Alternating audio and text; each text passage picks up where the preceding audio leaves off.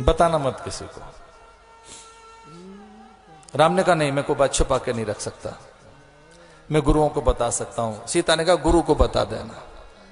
राम ने कहा मैं प्रभु को बता सकता हूं, हाँ अपने प्रभु को बता देना। राम ने कहा भाई संतान से कोई बात नहीं छुपाई जा सकती, हाँ संतान को बता देना। राम ने कहा किसी भक्त से बात नहीं छुपाई जा सकती, सीता ने कहा चलो भक्त को ही बता देना। तो पूरी प्रजा में डंका नहीं बजाना। सीता ने कहा भक्त को बता देना, शिष्य को बता देना, गुरु को बता देना, अपने प्रभु को बता देना, मन करे तो अपने मित्रों को ही बता देना, लेकिन डंका नहीं बजाना कि मैंने आपका नाम रखा है करुणा निधान।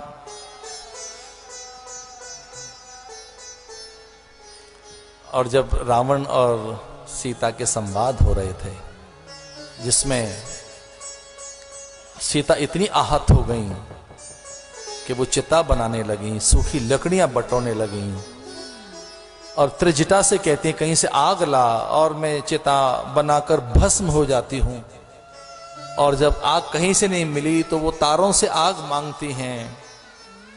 तब ऐसे में हनुमान जी वो अंगूठी डालते हैं और बड़ी सुंदर से पंक्तियां,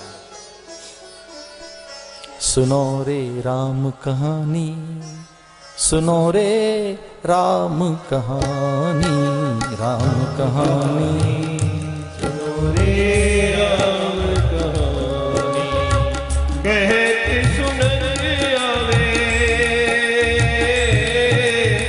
कहते सुनत आवे, अखियों में पानी, राम कहानी, सुनो रे राम कहानी, राम कहानी, सुनो रे राम। रामचंद्र गुण बर नहीं लागा, सुनते सीता कर दुख भाग। सीता को दुखी देखकर पवन सुत ने सीता को जब देखा कि दुखी हैं, तो दुख हरण करने के लिए, शोक को छीनने के लिए, भय और अवसाद को तत्काल सीता के अंतःकरण से छीनने के लिए एक उपाय सूझा हनुमान। रामचंद्र गुण बर नहीं लागा, सीता कर दुख भाग। भगवान की महिमा बताने लगे वो। सीता प्रसन्न होकर इधर उधर देखती है, अंगूठी नीचे डाल दी, डार मुद्रिका। कपि गए हृदय विचार दीन मुद्रिका डार, तब जना शुक्र गवर दीन हर्ष उठकर। मुद्रिका देखी और चकित चितव रहकर, चकित होकर और उसे पहचाने लगी, और हनुमान ने भेद खोल दिया। आइए बड़ी सुंदर सी बात तुलसी लिखते हैं, रामदूत में मातु जानकी, सत्य शपथ करुणा निधान की। सीता चौंक गई, अरे ये शपथ भी खा रहा है और नाम भी ले रहा है, कौन है ये? बुलाया इधर, कौन है? पुत्र है, मित्र है, गुरु है, शिष्य है, प्रभु है, क्या संबंध है तेरा? क्योंकि भेद तो उसी को दिया जा सकता है। ये करुणा निधान, ये कहां से नाम सुना है? हनुमान कहते हैं राम ने बताया था कि वहां करुणा निधान बोलना, यही पासवर्ड है। भाई कैसा युग आया है, सच मानिए ऐसा युग मैंने कभी नहीं देखा। पति पत्नी अपना पासवर्ड नहीं बताते एक दूसरे को, अलग अलग अपने सेट में सबके अलग अलग पासवर्ड है। महाराज झांक के देखो किसी का मोबाइल, नहीं, मना कर देते हैं, सीक्रेट है हमारा। अपने अपने लैपटॉप के अलग अलग पासवर्ड। राम जाने कैसा युग है।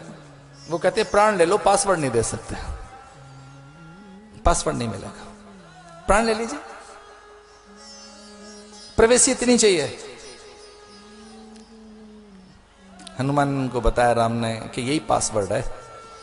सीता पूरा भेद खोल देगी।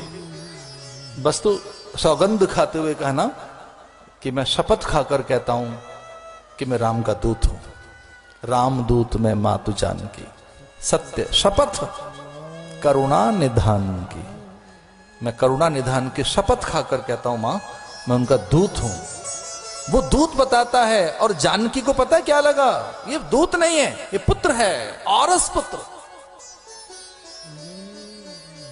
अपना बेटा सा लगा हनुमान, लगा ये मेरा बेटा है।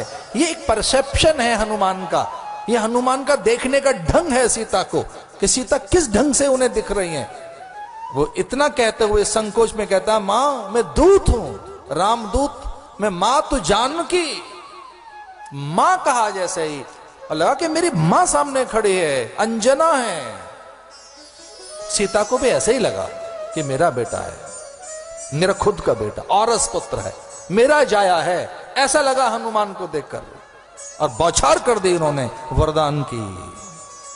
अजर अमर गुण निधि सुत हो, करई बहुत रघुनायक छो।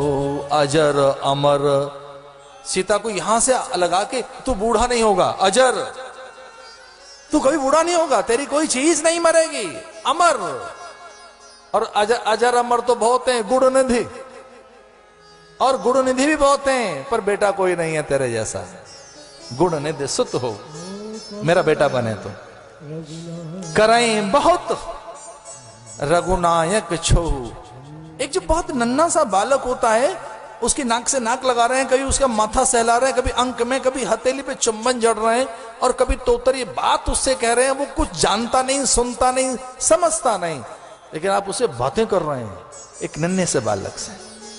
उसकी हथेली पर चुंबन जड़ देते हैं, उसका माथा चूम लेते हैं, अंक में भर लेते हैं, तोतरी बातें करते हैं, और लाला लाला लप्पा पता नहीं क्या बोलते हैं आप उसे। एक आपकी अलग लैंग्वेज उसके हिसाब से बनती है, पता नहीं क्या आप कुछ बोलते हैं, लाला लुलू लुलू लुलू लुलू कुछ ऐसा बोलते हैं, पता नहीं क्या आप कहते हैं। आपको खुद नहीं, आप कोई नए शब्द गढ़ते हैं, उसके जो अच्छे लगे, उसे जो समझ आए, उसे जो सुख मिले, एक नई भाषा आप बोलते हैं, नया कौतुक आप करते हैं एक बालक के लिए। तो कहती है सीता कि इस तरह से रघुनायक तुझ पर छोह करें, रघुनायक का इस ढंग से प्रेम हो तेरे ऊपर, जैसे नन्हे शिशु से उसकी मां करती है, उसके पिता करते हैं, एक नवजात शिशु से जैसे प्रेम किया जाता है, वैसे राम तुझसे प्रेम हर पल करें इस ढंग से। अजर अमर गुण निधि सुत हो, करें बहुत रघुनायक छो।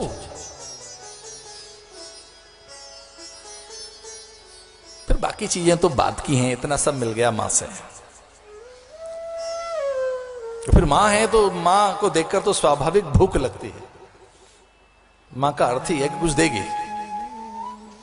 जब इस ढंग से एक औरस पुत्र, एक सद नवजात शिशु जैसा एक भाव उतर आया हनुमान में कि बस वो औरस पुत्र है, नवजात है, बस अभी जैसे वो पैदा हुए हों, इतने छोटे से वो दिखने लगे, और मां में भी ऐसी दृष्टि जब बनी तो स्वाभाविक है भूख लगाई। रोता बालक फिर उसको दूध पिला दो चुप हो जाता है, कुछ खिला पिला दो, और वो कहने भी लगे मां मुझे बड़ी भूख लगी है, तेरी आज्ञा हो तो कुछ फल वल खा लूं मैं, ये सब जो कुछ है अब अपना काम मैं शुरू करूं। मानेगा ठीक है। फिर वो उस तरह से वो अपना वो संकेत देने लगे। फिर वो रखवारे, वो प्रहरी, या फिर वो प्रहरी भी संकेत दें अक्षय कुमार को, कछु मारे कछु मर्दे, कछु मिलाए धरि धूर, कछु पुनि जाए पुकारे।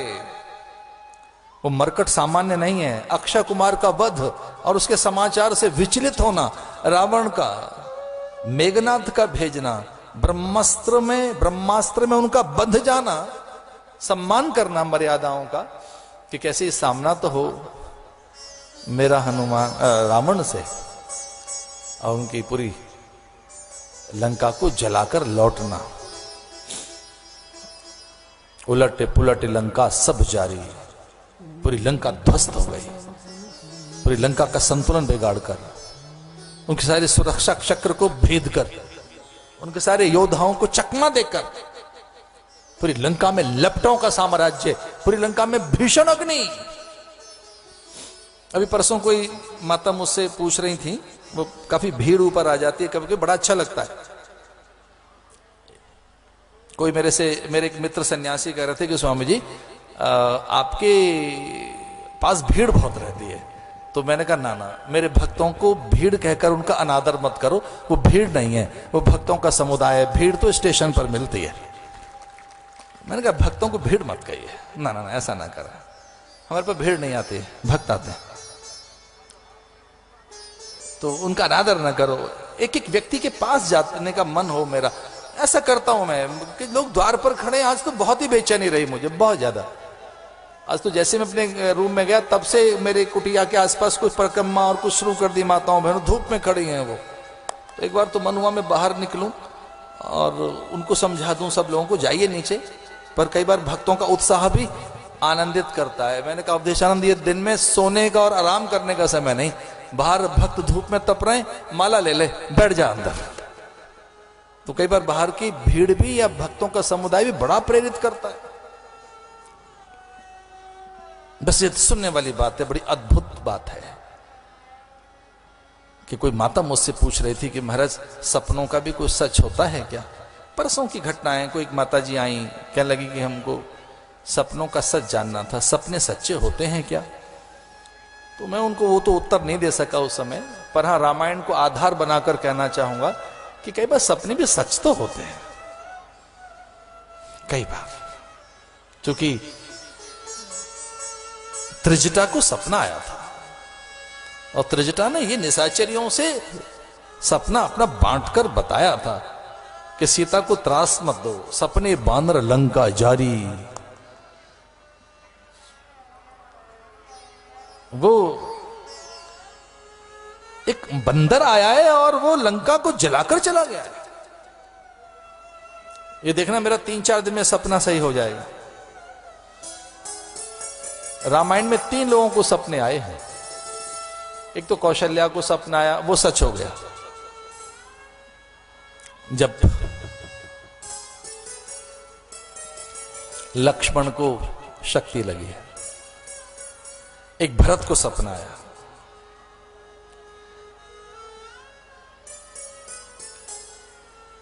देखें रात भयानक सपना, जाग करें कटुकोटि कल्पना। वैसे तो हम वेदांती लोग हैं, संसार को स्वप्न मानते हैं। भगवान शिव कहते हैं जगत सब सपना, उमा कहूं में अनुभव अपना। पर कई बार सपने में संकेत तो मिल जाते हैं।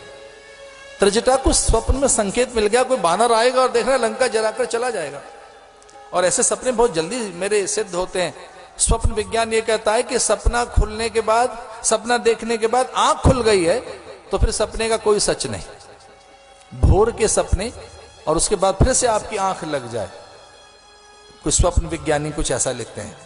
राम जाने वो क्या विज्ञान है, पर कई बार भावी आहट तो देती है, भविष्य के संकेत तो मिलते हैं। सपने बानर, स्वप्न में ऐसा आया है मुझे। बस वो अशोक वाटिका और विभीषण के घर को लपटे नहीं छू रही हैं। इस योग युक्ति के साथ अग्नि ने चमत्कार दिखाया। हनुमान की पूंछ इस तरह से घूमी कि अशोक वाटिका तक न पहुंचे अग्नि और विभीषण भी। एक इसका अर्थ यह भी है कि अगर आप में इष्ट के लिए एक स्वीकृति या अनुकूलता है तो किसी प्रकार की उष्णता या प्रतिकूल तपिश आपके अंतस को छू नहीं सकते। चलते समय चूड़ामणि लेकर पहुंचे राम के पास। समय बहुत थोड़ा सा है, फिर अंगद भी पहुंच गए। दुष्ट की संगति कई बार किस तरह से एक मन में आवेश पैदा करती है। अंगद ने कहा कि अगर मेरा पैर हिला सके तो मैं सीता को हार कर चला जाऊंगा, दाव पे लगाता हूं सीता। ये भाषा अंगद बोल सकता है, हनुमान नहीं। ये ऐसी भाषा अंगद को ही आती है। बहुत उतावला, जल्दी निर्णय लेने वाला, राम के भरोसे कोई भी बात कह देने की और सीमा से पार जाने की प्रवृत्ति अंगद की, हनुमान की नहीं। वो कहते भाई ये मेरा पैर उठाकर देखा, तेरी सभा में से कोई, फिर ही राम सीता में हारी, सीता को छोड़कर मैं चला जाऊंगा। मैं जब छोटा था रामलीला देखता था, एक एक करके उठ रहे हैं। मैं काफी छोटा था, मेरे गांव के पड़ोस में कहीं रामलीला हो रही थी, मैं वहां गया था। वो दृश्य एक बार मैंने वहां देखा था। वो अभी जस का तस मेरे मानस में अंकित है, जस का तस। कि रावण अपने आसन से उठ रहा है, अंगद की ओर बढ़ रहा है, और अंगद एक अच्छी बात कह रहा है कि पैरी छूने हैं तो फिर मेरे क्यों छूता है, राम जी के जाकर छू, तेरा वहां कल्याण हो जाएगा। पैर छूने हैं, पैरों में गिर रहा है, जब पैरी छूने हैं तो यहां क्यों आ रहा है, राम के पास जा।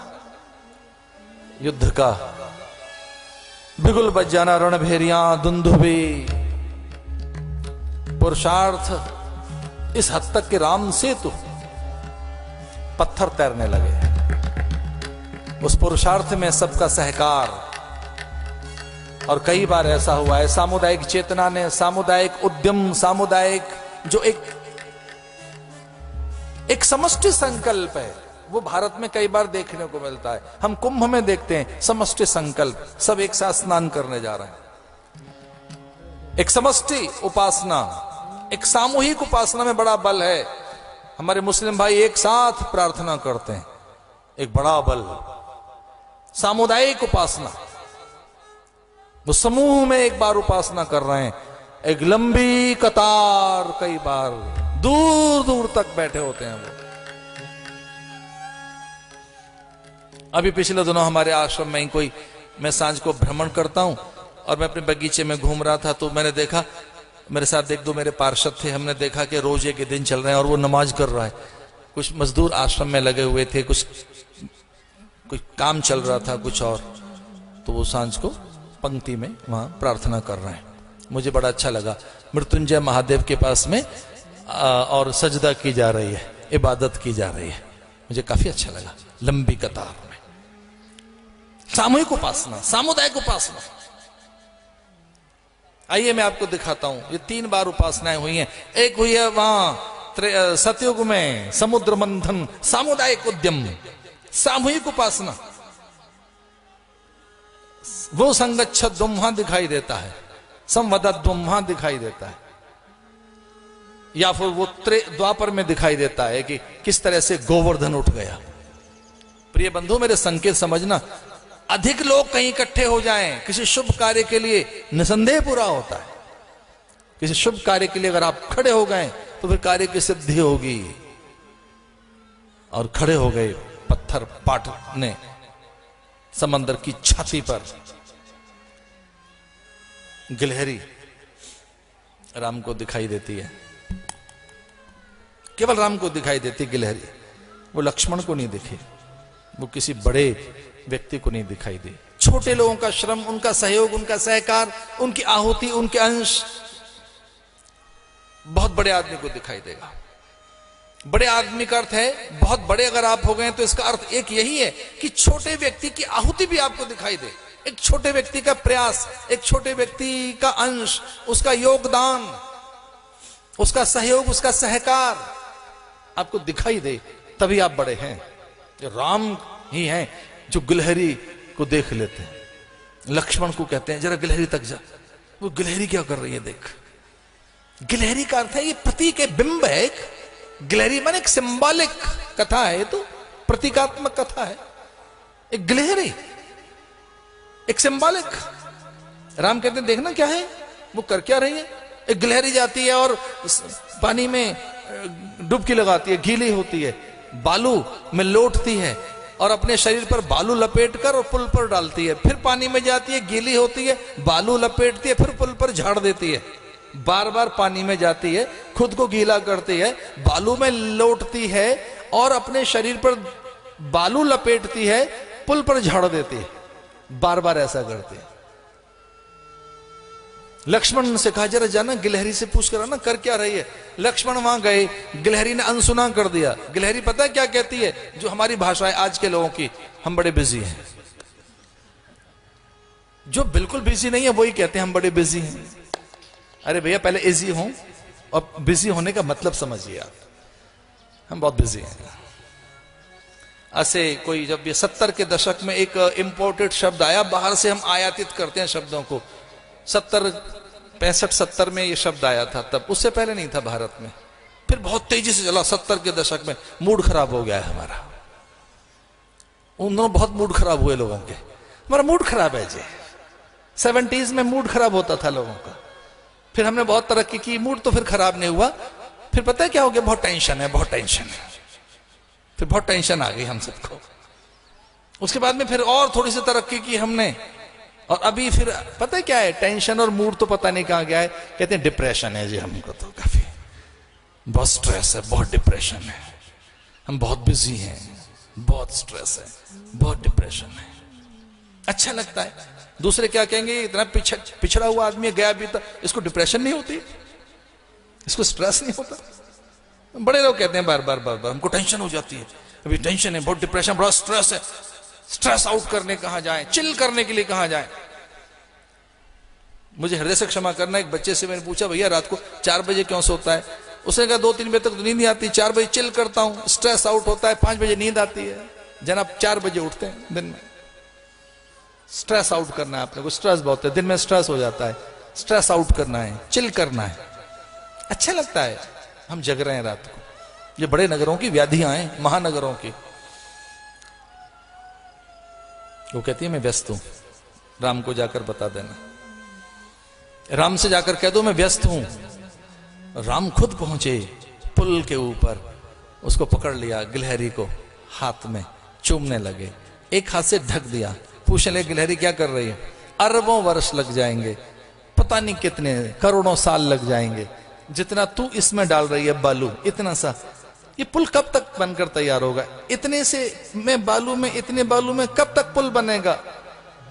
तो राम को कहती है कि आपने मुझे गिलहरी बनाया इसलिए बालू डाल रही हूं, हनुमान बनाया होता तो अब तक पुल बनकर तैयार हो चुका होता। मेरी सामर्थ्य इतनी है प्रभु, आपने गिलहरी बनाया है, तो मेरी जितनी सामर्थ्य मैं कर रही हूं। और जल्दी छोड़िए, मुझे करने दीजिए, काम करने दो, सेवा करने दो मुझे, सेवा में टोका टाकी नहीं। राम के हाथ इतने गीले हो गए, वो प्रेम से भीग गया राम के आंखों के पूरे आंसू इतने अधिक बहते हुए, वो अंतर से इतने गीले कर गए हाथ, वो आंसू सारे बहते हुए राम के हाथ तक पहुंचे। कई बार हाथ इतना गीला हो जाता है, आर्द्रता आ जाती है हाथों में अपनों से मिलकर। गिलहरी के ऊपर जो हाथ रखा था राम ने, उतना प्रेम से भीग गया राम का हाथ कि गिलहरी के ऊपर वो आज भी छपी हुई हैं राम की उंगलियां, और इस बात की परिचायक हैं कि राम को छोटी छोटी सेवा भी दिखाई देती है, नन्ही से नन्ही सेवा भी उसे स्वीकार्य है। ऐसा नहीं कि बोरा भर कर दोगे तभी उसे दिखाई देगा, उसे एक तिल भी मान्य है। इसलिए एक चौंकाने वाली बात मैं आपको बता रहा था कि राम को चावल नहीं चढ़ते, विष्णु को अक्षत नहीं चढ़ते, उसे अक्षत मान्य नहीं है। वो कहता है अक्षत तो बहुत बड़ा होता है, छोटे से छोटा और भी नन्ना कोई अगर धान्य कण है, कोई अन्न कण है, कोई छोटी वस्तु है तो मुझे मान्य है। इसलिए आपकी जानकारी के लिए बता रहा था, विष्णु को तिल चढ़ता है, अक्षत नहीं। विष्णु को तिल मान्य है। वो कहता नन्हे से नन्ना कौन सा पदार्थ है? पत्रम पुष्पम फलम तो मैं भक्त्या प्रेक्षति, छोटी छोटी चीज मुझे मान्य है। तो जो गिलहरी को देख ले वो राम है। इसलिए हमारी प्रार्थनाएं उसे दिखाई और सुनाई देती होंगी। ऐसा नहीं है कि हमारी चीजें, पर हाँ समूह में कोई उपासना की जाए तो बड़ी सार्थक होती है। पुल बनकर तैयार हो गया और फिर रणभेरी बजने लगी। फिर तो राम की सेनाएं सज गईं और वो सब खेत हो गए, वो सब के सब की फसल वहां पर, मेघनाथ आदि, कुंभकर्ण आदि। कुंभकर्ण ने जरूर कहा था कि तू जगदम्बा को हर लाया है और अब जगदम्बा का अपमान कर तू मुझसे सहायता चाहता है, लेकिन तू मेरा तेरा रक्त एक है भाई है, प्राण दूंगा मैं। और अंतिम समय में रावण और राम का युद्ध है। बड़ी सुंदर सी पंक्तियां हैं ये, और बहुत अधिक उन पंक्तियों में नहीं उलझेंगे, लेकिन हाँ एक दो पंक्तियां गाते हुए। भवानी का ध्यान किया राम ने, अगस्त ने आदित्य हृदय स्तोत्र, अगस्त ऋषि ने आशीष दिया, मातली रथ लेकर आ गया और समूची देव सत्ता हर्षित है, मन से राम के साथ है। एक सच है बहुत बड़ा कि राम की सेना में कोई अस्त्र शस्त्र नहीं है, दूसरी ओर बड़े अस्त्र शस्त्र हैं। राम की सेना में तो बंदर भालू हैं और उनके पास अस्त्र शस्त्र के नाम पर क्या है? नखदंत, घुड़की, नुकीले पत्थर, थप्पड़। कोई मुझसे पूछे कि राम की सेना में कौन से अस्त्र शस्त्र रहे होंगे? बंदरों की घुड़की, नुकीले पत्थर, थप्पड़। वो दो चार ऐसा थप्पड़ मार देते होंगे, घुड़की दे देते होंगे, चांटे जड़ देते होंगे, लेकिन हाँ उनके पास विजय का, जीतने का एक भाव है, विजय का उत्साह है। आओ थोड़ी देर के लिए सैनिक बन जाते हैं। हरे हरे महादेव, हरे हरे महादेव, हरे हरे महादेव, हरे हरे महादेव। जय भवानी, जय भवानी, जय भवानी, जय भवानी। पाप अनाचार में, पाप अनाचार में, घोर अंधकार में, घोर अंधकार में, पाप अनाचार में, घोर अंधकार में एक नई ज्योति जली। राम जी की सेना चली, एक नई ज्योति जली।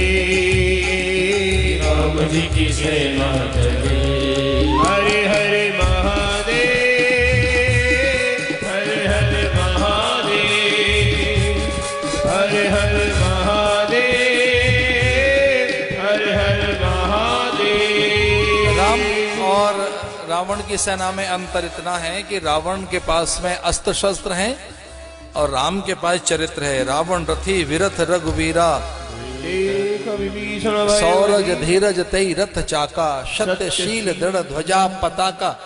राम के पास चरित्र है, संयम है और बड़ा बल है, मर्यादाओं का, नियम का, संयम का। उधर वो अधम पुरुष है, इसलिए कुछ ही पल में 31 बाण चले, जैसे मानो काल बलि चला हो। काल की महाकाल की वेदी पर जैसे मानो महाकाल नर्तन कर रहा हो, जैसे मानो तांडव के लिए उद्धत हो। महादेव उसके तृतीय नेत्र में किंचित कोई कंपन पैदा हुआ हो, क्या जैसे महाप्रलय आ जाएगी, उस तरह से वो 31 बाण चले। नाभिकुंड का अमृत सूख गया, नरमुंड और भुजाएं उसके गिरने लगे और कुछ ही पल में रावण धरा पर गिरा। मंदोदरी रोते हुए कुछ कहती है, देवता फूल बरसाते हैं, महात्मा हर्षित हो जाते हैं। सनकादिक और नारद आदि अपनी मर्यादा भुलाकर नाचने लगते हैं। शिव का डमरू बजता है, ऋषि मुनि हर्षित होते हैं। एक नारी रो रही है बस। मंदोदरी कहती है, राम विमुख असहाल तुम्हारा, रहा न को कुल रोवनिहारा। कोई रोने वाला नहीं है, राम विरोधी रावण तेरा ये हाल हुआ है। सीता का सम्मान करते हुए हनुमान ले आए। कुछ ऐसा कहा जाता है कि अग्नि में वो प्रवेश कर गईं। मैं माताओं का ध्यान करते हुए बस इतना सा कहना चाहता था कि आग में कूदना भारत की नारी को आता है, उसमें से निकलना भी। अग्नि परीक्षा नारी को ही देनी आती है, पुरुष के सामर्थ्य नहीं। पुरुष में इतनी सामर्थ्य नहीं कि वो अग्नि परीक्षा दे सके। और अग्नि परीक्षा में सीता सिद्ध हुई। भरत प्रतीक्षा में है। 14 साल की वो रात आए, इससे पहले वो चिता जलाकर बैठ जाएगा, हनुमान को भेजा। पूरी अयोध्या में एक आस है कि सबसे पहले राम हमें मिलेंगे। सुमंत्र को कहकर गए थे, तुझे पहले मिलूंगा। मां कौशल्या को कहकर गए, तुझे पहले मिलूंगा।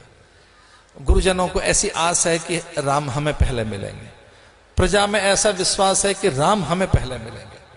बस ये राम का चातुर्य है कि राम सबको एक पल में ऐसा लगा कि सबसे मिल गए। अमित रूप प्रगटे तेहि काला, यथा जोग मिले सवे कृपा। एक पल में ऐसी सबको अनुभूति हुई।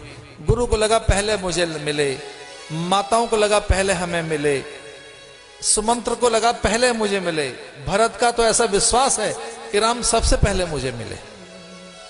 रिपुदमन कहता है गले पहले मुझे लगाया। प्रजा का एक एक प्राणी कहता है कि राम पहले मुझे मिले हैं।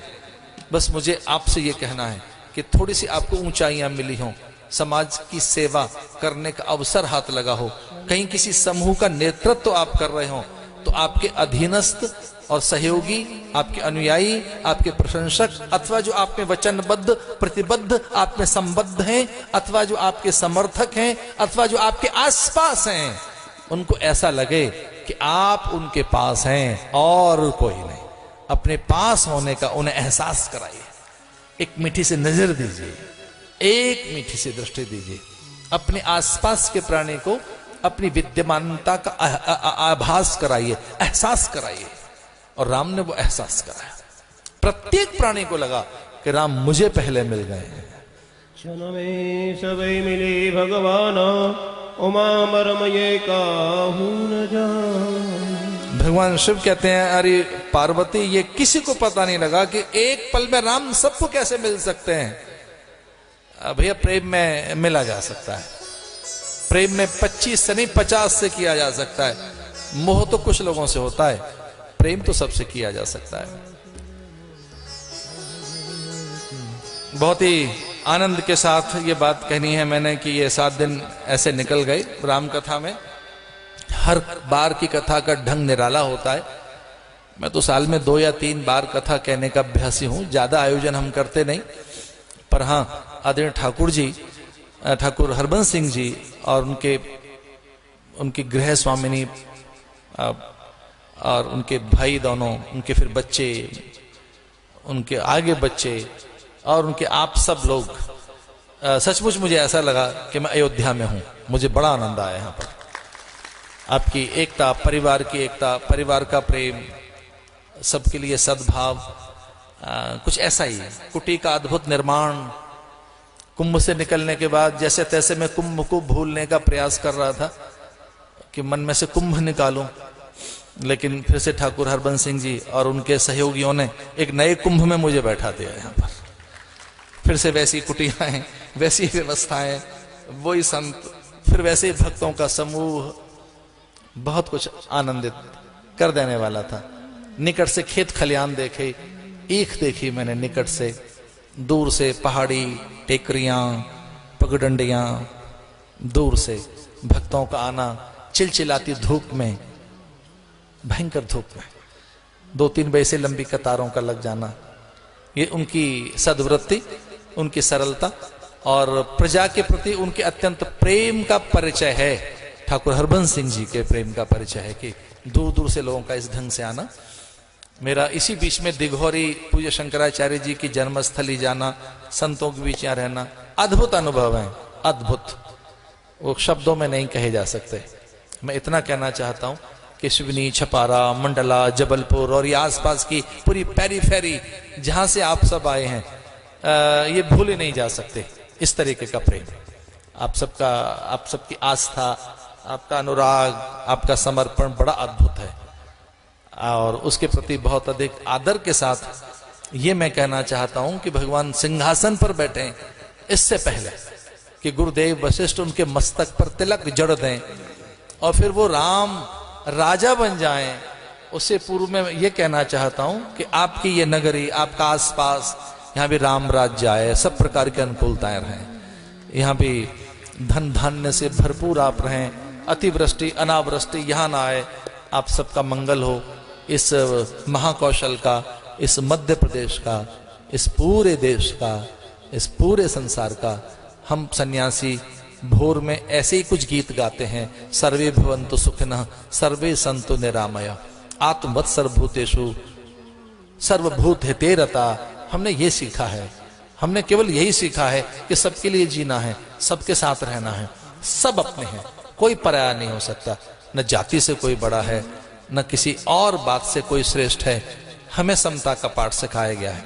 और वो मैंने यहाँ आपके आसपास अनुभव किया। आइए राम को राजा बनाते हैं, गुरुदेव के साथ खड़े होते हैं उस पंक्ति में जहां ऋषि मुनि और सन्यासियों का झुंड है। तुलसी बाबा लिखते हैं, प्रथम तिलक वशिष्ठ मुनि। जय जयवंते।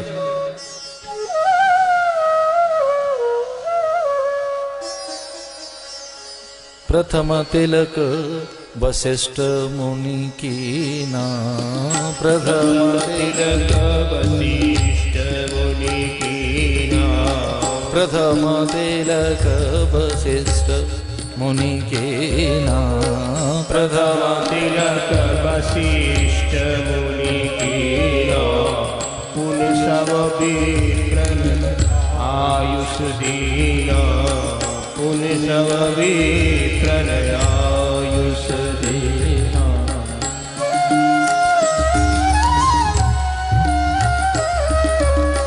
प्रथम तिलक वशिष्ठ मुनि की ना, पुन सब विप्रन आयुष दीना। इधर से जब मैं निकलता हूं तो वहां भित्ति पर लिखा हुआ है, राम राज बैठे त्रैलोका, राम राज बैठे त्रैलोका, हर्षित भय गए सब शोका, हर्षित भय गए सब शोका। दैहिक दैविक भौतिक तापा, दैहिक दैविक भौतिक तापा, रामराज्य का व्यापा। मिलकर एक चौपाई मेरे साथ गाइए, जय जय जय हनुमान गोसाई, जय जय जय हनुमान गोसाई। कृपा करो गुरुदेव की नाई, कृपा करो गुरुदेव की नाई। परे रे गरे सा, रे गरे सा नि सा ध नि रे, ग म प ध नि ध ग म रे ग रे सा। आ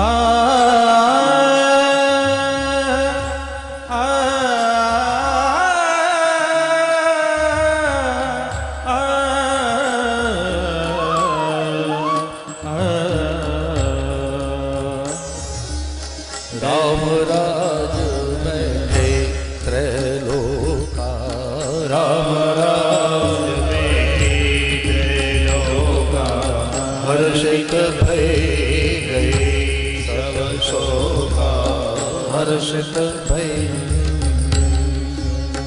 लोका, हर्षित भय गए सब शोका।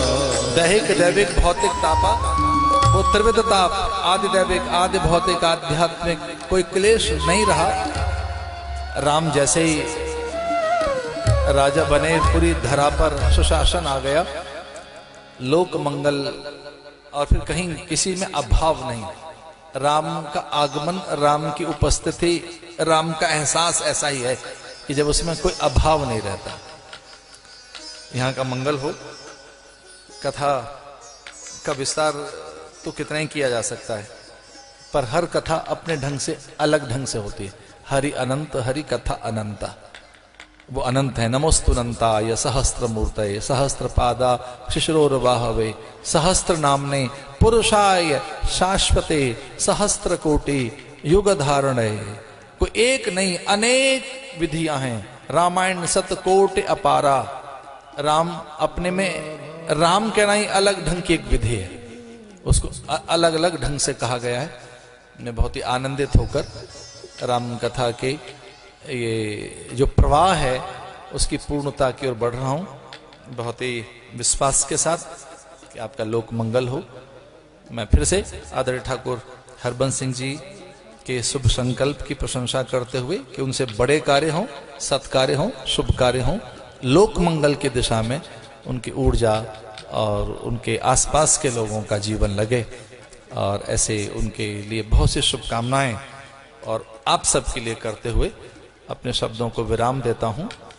और यहाँ आए हुए सभी संतों को और जो महापुरुष थे उनके निकट आकर मुझे अच्छा लगा। मैं आदरणीय, यद्यपि कार्यक्रम में है या नहीं मैं नहीं जानता, पर आदरणीय ठाकुर साहब से प्रार्थना करूंगा कि वो इस अवसर पर आएं। और आप सबसे भी मेरी प्रार्थना है कि सहज होकर बैठे रहें। अभी मेरी घड़ी में 7 बजकर कुछ मिनट हो गई है, लेकिन